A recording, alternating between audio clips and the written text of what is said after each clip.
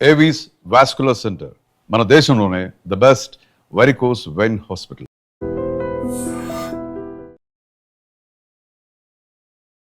మంత్రి కొండా సురేఖ మీద వేటు పడటం ఖాయమా? ఆమెను మంత్రి పదవి నుంచి బర్తరఫ్ చేయడానికి ఆల్మోస్ట్ రంగం సిద్ధమైపోయిందా అంటే అవుననే సమాధానం వస్తుంది.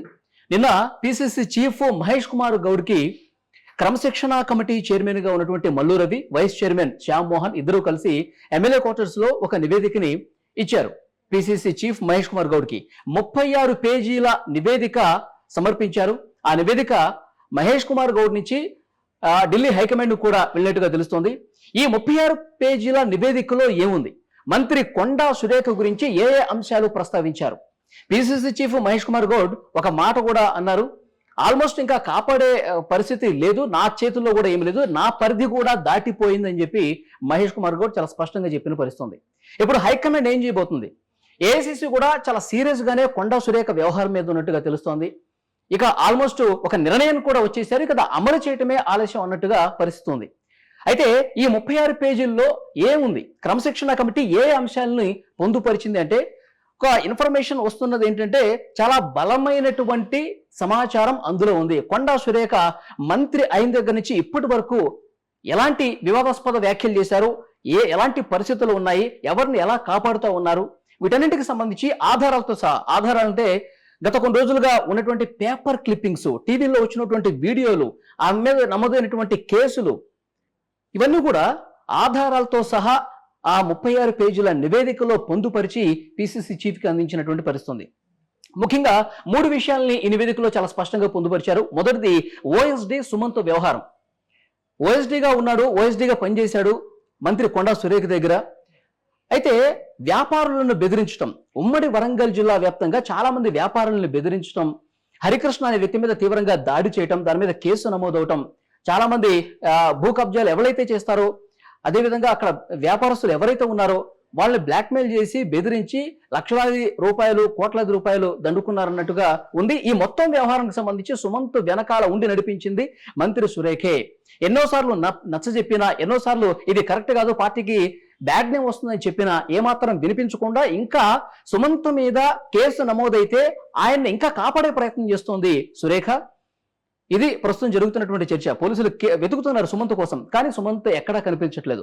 ఆయన పోలీసులు కంట పడకుండా కోర్టులో కూడా క్వాష్ పిటిషన్ వేసినటువంటి పరిస్థితి. సో ఈ మొత్తం వ్యవహారం కొండా సురేఖ కనుసరణలోనే జరుగుతోంది. కొండా సురేఖే పోలీసులకి కనిపించనీయకుండా సుమంత్ని దాచిపెట్టారు అన్న చర్చ కూడా బలంగా ఉంది.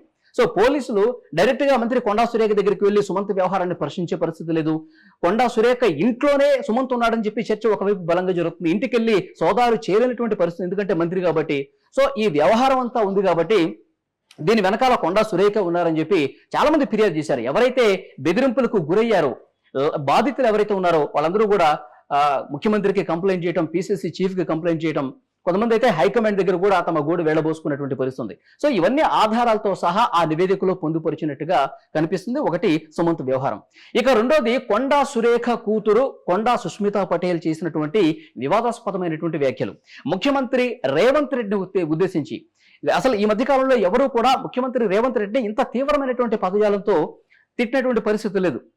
అక్కడ కొండా సురేఖ బర్త్డే వేడుకలో ఆ కార్యక్రమంలో పెద్ద ఎత్తున కార్యకర్తలందరూ కూడా పార్టిసిపేట్ చేసినటువంటి ఆ కార్యక్రమంలో ముఖ్యమంత్రి రేవంత్ రెడ్డికి కళ్ళు నెత్తికెక్కాయి. అసలు ఆయన్ని పిసిసి చీఫ్ చేసిందే మేము, ఆయనకి సపోర్ట్ చేసిందే మేము. మరోవైపు 200 కోట్ల రూపాయలకి అవినీతికి పాల్పడింది ముఖ్యమంత్రి కుటుంబం. సో ఇలాంటి వివాదాస్పద వ్యాఖ్యలు చేశారు. ఆ తర్వాత అక్కడ లోకల్ గా ఉన్నటువంటి పరకాల ఎమ్మెల్యే ఎవరైతే ఉన్నారో రేవూరి ప్రకాష్ రెడ్డి, ఆయన మీద కూడా తీవ్రమైన వ్యాఖ్యలు చేశారు. డైపర్లు వేసుకునే వాళ్ళకి మళ్ళీ టికెట్ ఇస్తారంట రేవంత్ రెడ్డి.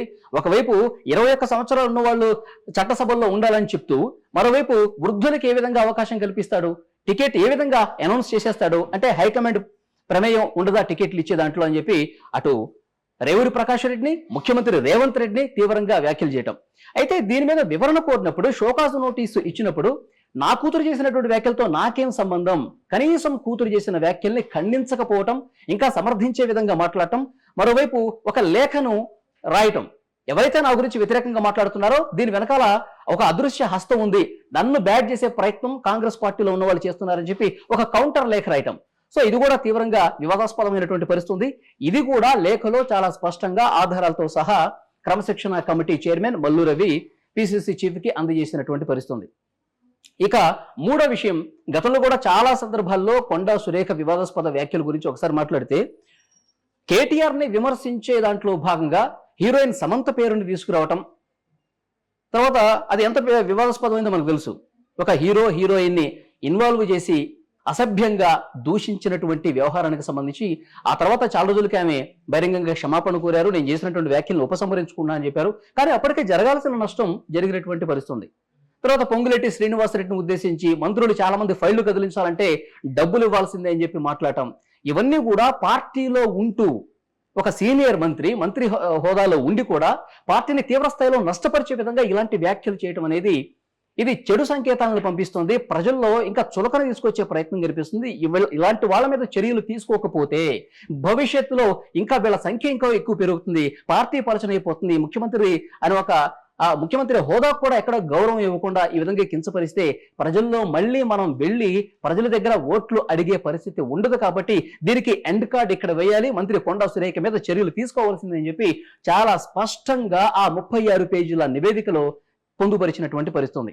ఇప్పుడు బంతి హైకమాండ్ దగ్గర ఉంది. హైకమాండ్ కూడా ఆల్మోస్ట్ ఇక చర్యలు తీసుకోవడానికి సిద్ధమైపోయినట్టుగా తెలుస్తుంది. పిసిసి చీఫ్ మహేష్ కుమార్ గౌడ్ అలాగే ముఖ్యమంత్రి రేవంత్ రెడ్డి అభిప్రాయం జస్ట్ నామకే వాస్తే అంటారు కదా, ఆల్మోస్ట్ డెసిషన్ అయిపోయింది. సో ఒక ఫార్మాలిటీ ఉంటుంది కాబట్టి ముఖ్యమంత్రి పిసిసి చీఫ్ అభిప్రాయాన్ని ఒక్కసారి పరిగణలోకి తీసుకుని ఆ నిర్ణయాన్ని అమలు చేసే పరిస్థితే కనిపిస్తోంది. సో ఇది ప్రస్తుతం ఈ 36 పేజీల్లో ఉన్నటువంటి అందులో ఉన్నటువంటి సమాచారం. కొండా సురేఖ మంత్రి అయిన దగ్గర నుంచి ఆయన వ్యవహార శైలి, దానికి సంబంధించిన వీడియో క్లిప్పులు, ఆధారాలు అన్నీ కూడా పొందుపరిచి ఇప్పుడు ఢిల్లీకి వెళ్ళినటువంటి పరిస్థితి. ఆ నివేదికలో కేసీ వేణుగోపాల్, ఏఐసిసి అగ్రనేత ఉన్నటువంటి మల్లికార్జున ఖర్గే, తర్వాత పిసిసి చీఫ్ మహేష్ కుమార్ గౌడ్, వీళ్ళ పేర్లు కూడా ప్రస్తావిస్తూ అందరి అభిప్రాయాన్ని తీసుకున్న తర్వాతే నిర్ణయం వెలువడించే అవకాశం అయితే చాలా స్పష్టంగా కనిపిస్తోంది. సో డెఫినెట్ గా కొండా సురేఖకి ప్రతికూల పరిస్థితులే కనిపిస్తున్నాయి. నాకు హైకమాండ్ మీద గౌరవం ఉంది, నేను రాహుల్ గాంధీని ఏమనలేదు, సోనియా గాంధీని ఏమనలేదు, మల్లికార్జున ఖర్గేని ఏమనలేదు అని చెబుతున్నప్పటికీ కాంగ్రెస్ పార్టీకి డ్యామేజ్ చేసే పరిస్థితి ఉంది కాబట్టి ఉపేక్షించకూడదు. ఇతర పార్టీలు వాళ్ళు విమర్శలు చేస్తున్నారంటే వాళ్ళు నిత్యకృత్యం, అది ప్రతిపక్షాలు చేస్తానే ఉంటాయి. కానీ సొంత పార్టీలో ఉండి ఈ విధంగా డ్యామేజ్ చేయడం అంటే నిజంగా ప్రభుత్వం పూర్తిగా ప్రజల్లో చులకన అయ్యే పరిస్థితుంది. అవమానకర రీతిలో ఇవన్నీ ఉన్నాయి కాబట్టి చర్యలు తీసుకుంటేనే మళ్ళీ ఇలాంటి వాళ్ళు ఇంకొకళ్ళు తయారు కాదని చెప్పి ఉద్దేశం హైకమాండ్ లో కూడా ఉన్నట్టుగా తెలుస్తుంది. ఆల్మోస్ట్ ఇక మంత్రివర్గం నుంచి బర్తరఫ్ చేసే అవకాశం ఉన్నట్టుగా కనిపిస్తోంది. ఆ డెసిషన్ ఈ రోజు వస్తుందా, రేపు వస్తుందో, ఎల్లుండి వస్తుందో తెలియదు, కానీ ఆల్మోస్ట్ నిర్ణయం అయితే అయిపోయినట్టుగా తెలుస్తుంది. మరి కొండా సురేఖ మీద నిజంగా మంత్రివర్గం నుంచి బర్తరఫ్ చేసేస్తే నెక్స్ట్ ఆమె స్టెప్ ఏంటి, నెక్ట్ ఏం చేయబోయే అవకాశం ఉంది? ఎమ్మెల్యే పదవి కూడా రాజీనామా చేసేసి, పార్టీకి రాజీనామా చేసేసి వేరే పార్టీలోకి వెళతారా, లేకపోతే కొన్ని రోజులు వేచి చూసే పరిస్థితి ఉందా? బీఆర్ఎస్ లోకే తెరలేరు, ఎందుకంటే బీఆర్ఎస్ లో నుంచే ఆమె కాంగ్రెస్ పార్టీలోకి వచ్చారు. కేటీఆర్ ని తీవ్ర స్థాయిలో దూషించినటువంటి పరిస్థితి కాబట్టి బీఆర్ఎస్ లోకి వెళ్ళారు. సో భారతీయ జనతా పార్టీలోకి ఏమన్నా వెళ్లే అవకాశం ఉందా? భారతీయ జనతా పార్టీలోకి వెళ్ళేటప్పుడు కూడా వాళ్ళు కూడా ఆలోచించుకునే పరిస్థితి. పరకాల మనకి అక్కడ వరంగల్ జిల్లాలో పార్టీ కొంచెం బలోపేతం కావాలంటే ఇలాంటి లీడర్లు కావాలని చెప్పి భారతీయ జనతా పార్టీ ఏమన్నా తీసుకుంటుందా? లేదు క్రమశిక్షణ లేనటువంటి నాయకులు మనకెందుకని చెప్పి బీజేపీ కూడా ఏమన్నా అనుకుంటుందా? చూడాలి. కొండా సుష్మితా పటేల్ కూతురు జనసేనతో కూడా సంప్రదింపులు జరుపుతున్నట్టుగా ఇన్ఫర్మేషన్ వస్తుంది. సో ఏదేమైనప్పటికీ కాంగ్రెస్ హైకమాండ్ ఎంత త్వరగా డెసిషన్ తీసుకుంటుంది, దాని తర్వాత కొండా సురేఖ ఎలాంటి నిర్ణయం తీసుకుంటారన్నది కూడా ఆసక్తికర పరిణామం.